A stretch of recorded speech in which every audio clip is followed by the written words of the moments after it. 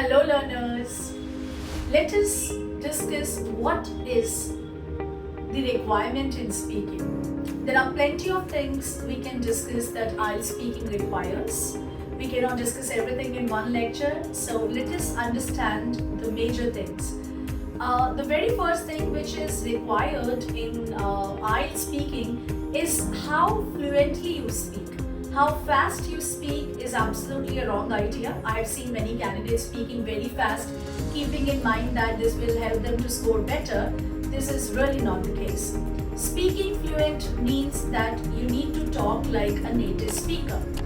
Vocabulary is their concern, but not heavy vocabulary, not tough vocabulary. What they look for, are you good at using phrasal verbs? So it is very important that instead of working upon heavy vocabulary, you work upon your phrasal verbs.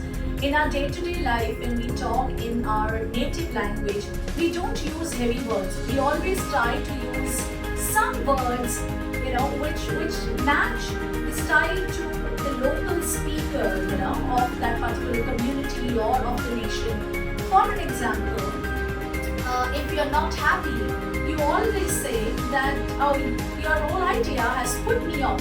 You never say, I have become sad with your idea. I think this is really not the way of saying it. So you always say, it puts me off, or in case you want to say in past, it put me off. The second example could be whenever you like someone, you respect someone, you want to become like someone. So, in a very formal or artificial way, you always say, I want to become like him. I like him so much. It seems that the style is, not appropriate, though the grammar is okay. A native speaker would have spoken something like that. I idolize him. Or would I say, oh, I always look up to him whenever I'm in problem. So, these are the words. These are known as phrasal verbs that you really need to work upon. The other example could be, what are you hiding? No, never say what are you hiding. Hiding is a very formal word, I would say. It's not appropriate using it every time.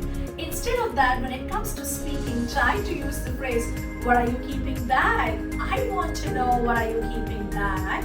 Oh, did you keep anything back from me in the past? Something like that. So you see, keep back is really a good idea, instead of just using the word, hide. Grammatically it is okay, but it doesn't set the tone. Now, let us have more examples. The other example could be that some of the guests, I was getting ready, and some of the guests came suddenly.